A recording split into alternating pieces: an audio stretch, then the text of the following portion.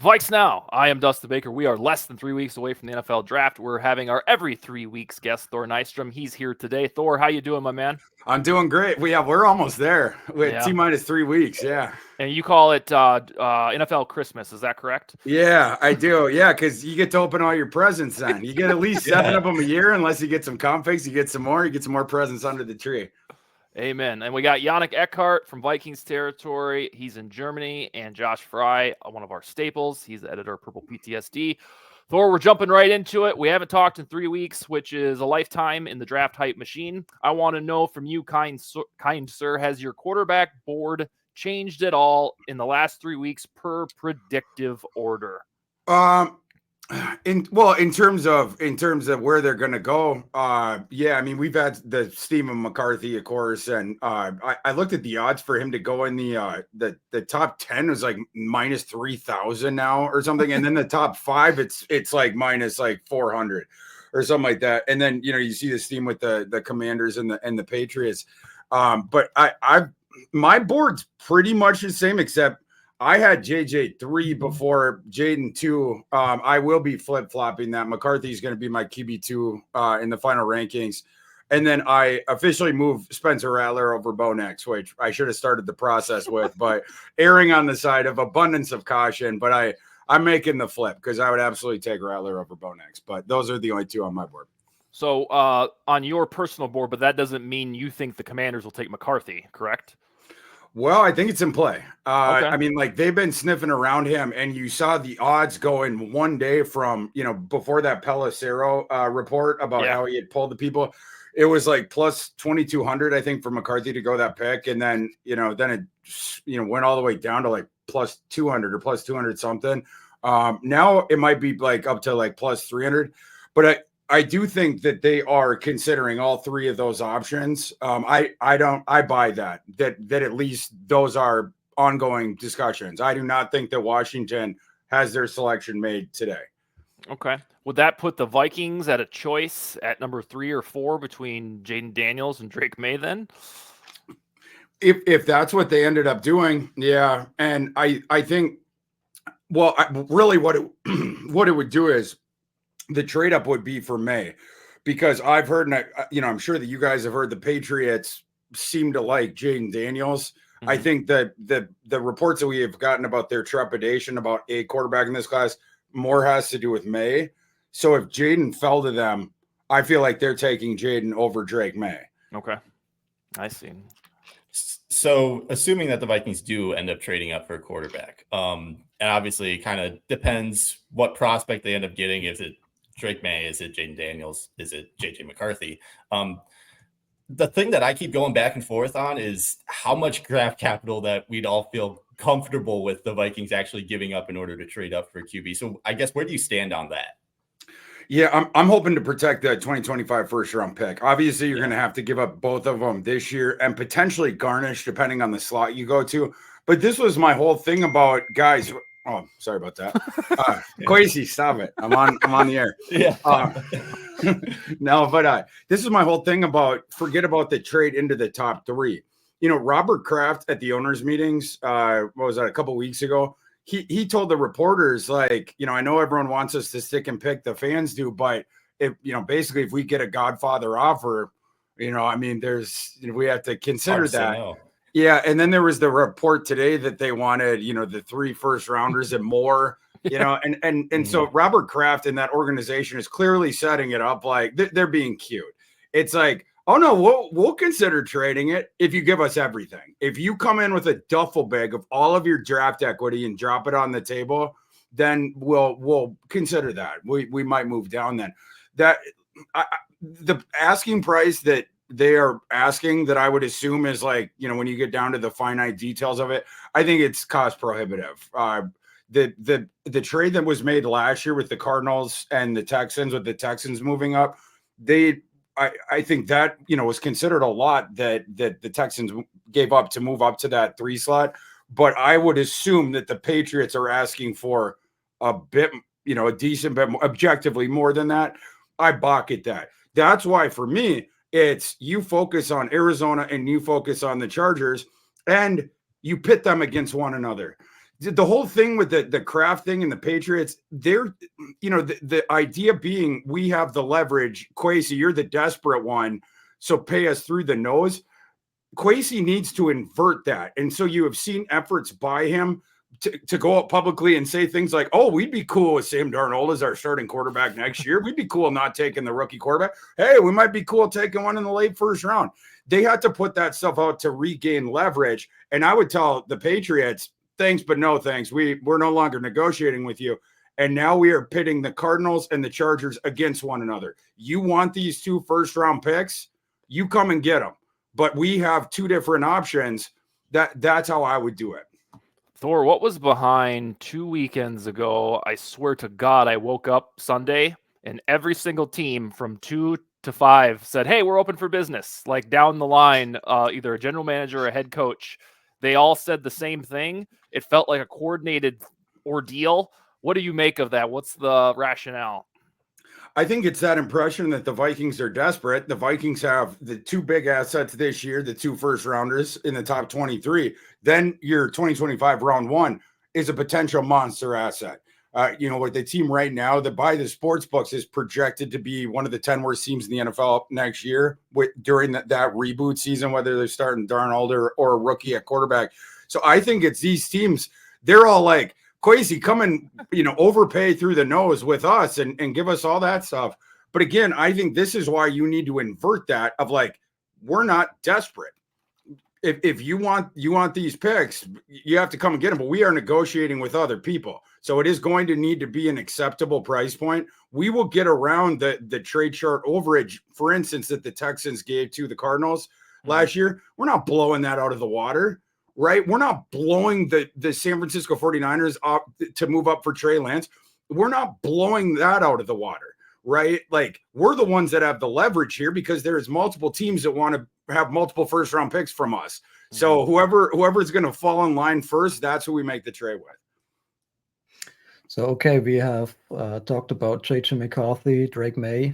One guy who's picking up some steam apparently is Michael Penix. Do you think we should reconsider him as a possibility for Minnesota?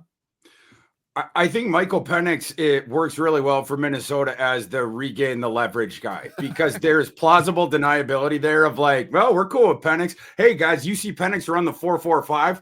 Did you see him shred Texas in that college football playoff game? Did you see him throw for 5,000 yards last year? We're told you don't want to, again, it's like pit them against each other. And then the plausible thing of, well, we didn't get 23, so we give it to you. We just give it away. Like we're interested in Penix there. I like Penix's arm as much as anyone. I've been watching that guy going back to Indiana, and he was a slightly different quarterback there. That's when you got to see more of his legs. My only thing, and we'll end up seeing, I know Josh McCown's brother is like the world's biggest fan of Michael Penix. He tweets about him every other day. But we'll have to see if the Vikings organization actually would be, and more specifically Kevin O'Connell, would be interested in Penix, because I do not think that Penix is a great fit for what Kevin O'Connell does. Both the thing of the accuracy depreciates when you push him off his spot whatsoever, or his feet are shuffling whatsoever, and then not nearly as good as McCarthy or May at attacking the middle of the field. The tenets of that Washington offense, a lot of it was down the sidelines and then going deep. Kevin O'Connell, his passing philosophy, it is inverted. It is attack the middle in order to create the spacing down the field. That's where we get our one-on-one shots. Penix just isn't that kind of a quarterback. And then, the thing with how well he did at the pro day, I actually wasn't that surprised with the athleticism thing, both because you go back to Indiana, he came out as a dual threat. He ran around earlier in his career. And then the other thing was I had heard in the pre-combine training that he was dusting, like the number that was out at the sports book was like, I think it opened to like 4.7. And then clearly there was news getting out of his training facility, because then it went down to 4.64, like something like that. But I was all over his under. So I still want my payment from Prize Picks on that one, because obviously it's only the combine. But what I would tell people is, yes, he is a good athlete, but it's hard to bake that, to give him much more credit for that in his evaluation and in your grade than you had previously. And the reasons for that are, say for instance, JJ McCarthy, good arm, good athlete, but those things work in conjunction with one another. He is just as accurate throwing on the run as he is with his feet set. Michael Penix cannot throw on the run. So that's number one. The athleticism doesn't play for him as a thrower behind the line of scrimmage. But the other thing is, and I don't know why people aren't talking about this. So the first 4 years of Michael Penix's career, when he was at Indiana, when he was used as more of that dual threat guy, I don't know if you guys remember the COVID season when Indiana upsets Penn State because Michael Penix runs out and then he reaches the ball at the goal line. You saw more plays like that when he was at Indiana. The last 2 years, even though he's now proven to be a really fast guy and a solid athlete, he never ran at all. Which is why people would be like, oh, I guess the ACL injury. Yeah, that sapped his athleticism. Turns out that wasn't the case. Here's my theory on that. Kalen DeBoer, who started his development at Indiana, was the reason that Penix, initially was good, was the reason that Tom Allen, the Indiana coach at the time, got this contract extension that he did not deserve. Then Kalen DeBoer goes to Fresno State for a couple of years.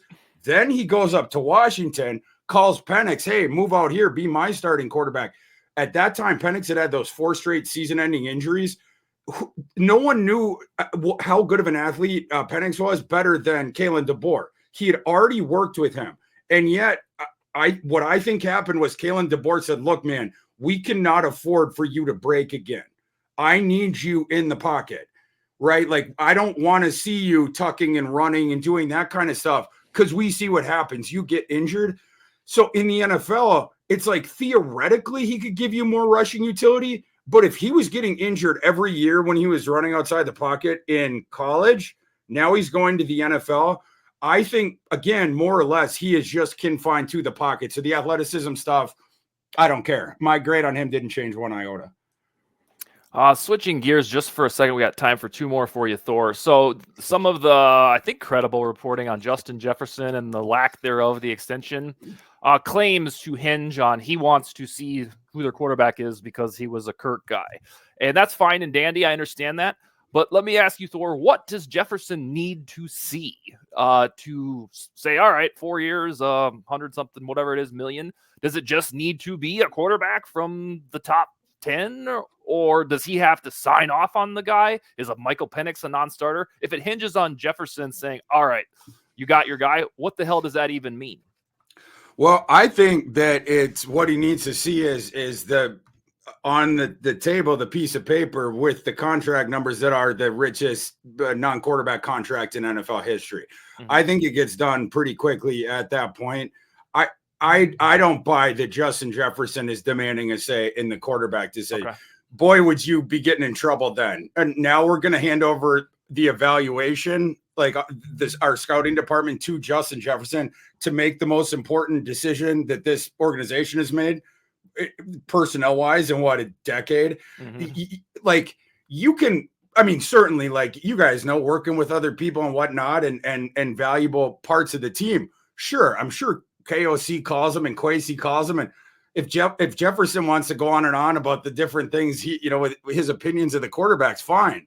But Justin Jefferson was also the guy that, don't forget, 5-6 weeks ago, he was saying, oh, we need to go out and trade for Justin Fields because that's a fabulous player and blah, blah, blah. And now Justin Fields is going to be the Pittsburgh Steelers backup quarterback all year. Certainly respect him. And if he wants to talk about it, great. But that final decision is not coming down to Justin Jefferson. And if he had a ludicrous take of like, I'm going to turn down the richest non-quarterback contract in NFL history because you picked that guy instead of that guy, then you're talking about next level, like, lack of self-awareness. Now we got to start fielding phone calls, but I would be stunned if that was actually the case. Seems like a pretty good team player to me. And by the way, speaking to that, that's what I think that Kirk stuff came from. Was Jefferson like putting out like, that's my guy, I went to war with that guy, but I don't think there's any residual, thing with that. Like, he's like, oh, now I have to leave because Kirk's not here. He ain't demanding to trade to the Falcons. I'll put it that way. All right, Josh, we got time for one more with hold on, Thor, on draft week. Will you be able to squeeze this in? For sure. Okay. All right. For so sure. This will be not the final question of the draft cycle, Josh, but the final question before we get to draft week. And what do you got for Thor? Yeah, I mean, obviously we spent a lot of this time talking about quarterback prospects, which is very valid, but the Vikings also have a lot of other needs on their roster right now. And their next pick is at 108. So who's a guy at 108 that you see as a name that the Vikings could go get and could contribute immediately? For me, you're talking, well, I have a specific idea for that, but like in general, for me, it would be infrastructure on either side of the trenches or a cornerback, unless, this receiving class is awesome. The Vikings do need a third receiver now, not just looking at the depth chart, but also going at the beginning of the season, ostensibly, you're going from 12 personnel, I would assume, down to one tight end if Hawkinson, can't play at the beginning of the season. So then you need a third receiver on the field at all times. You don't want that to be Brandon Powell. I mean, come on. They're going to have to do that as well. What I would prioritize with that pick, assuming the value jived out, I would like to get another interior offensive lineman. It's not talked about as much as some of these other positions, but let's say you go out and we have succeeded. We have moved into the top 5. We have gotten that rookie quarterback. You know what would drive me up the wall in that guy's first start? Ed Ingram stepping on his friggin' feet. Like he used to do with Kirk, or, Brendel, it's not taken as well to the full-time transition there. Obviously, Bradbury is what he is, and we know what he is at this point. But like, what I would do is, assuming that there is one of these guards there, I would go and pop them. I just turned in my guard rankings yesterday. I think you can go all the way down at least through the end of round 3, but I think in round 4 as well, there are going to be guys at that position that you can pick that will come in immediately. My thought has always been, again, this coming year is the reboot season, and then in the next season is where it starts. What was that, 2025, right? Like that, because then you're going to have now the quarterback's going into the second year. You have all this cap space now, all the dead cap comes off. Hopefully you have kept that first round pick, and now you have the war chest. But I'll just toss a couple of names out at you guys of guards that I like that would be around there. There's some thought that Cooper Beebe could fall down there. Certainly does in all the PFF mock draft simulations, because my buddy Sycamore apparently hates him. But Cooper Beebe is really, really good. The reason 6'3 and a half, 332, 928 RAS. He moves around well and was awesome in college. The issue with him, the reason he could drop like further than people would, because like his game, you just look at the surface level stuff, that's usually a second round pick. Here's the problem. His arm length was Cooper Beebe had the second shortest arms of the 161 offensive guards in my draft database for this class. You're talking really stubby arms. So that's how you get a dude who probably should go round 2 that could potentially drop to round 4. If he does, I would absolutely advocate for that. Another kid I like, Brandon Coleman from TCU. And Yannick, you're going to like this one. Mr. Brandon Coleman spent most of his formative years in Germany because his father was deployed there. He picks up the sport late. And then when he gets, it turns out like he's this mammoth dude and athletic, 6'4", and a quarter, 316, 997 RAS on this guy. So he picks up the sport quickly. At TCU, he started at both guard and tackle. He cannot be at tackle in the NFL. His technique still needs work, and I don't think it's ever going to play on the outside in the NFL. But at guard, that guy's game could really take off, especially someone that's early on the development curve.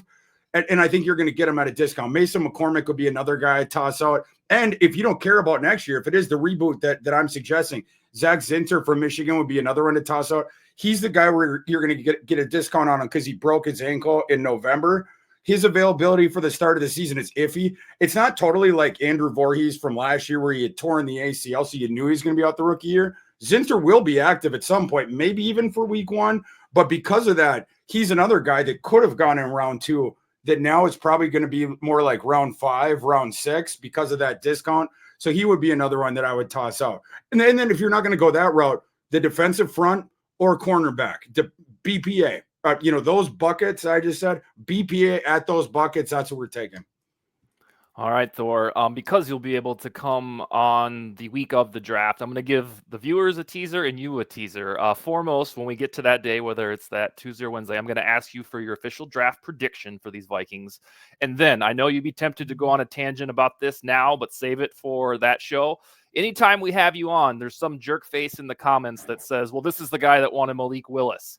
So 3 weeks from today, or about 19 days from today, I want you to explain how your Malik takes were different than McCarthy. Can you handle that? Sure. All right, cool. All right, anything else, gentlemen? We all good? All right, Thor, we'll talk to you in a little under 3 weeks, all right? Appreciate you, boys. We'll see you then. Yeah, likewise. Take it easy. You too. See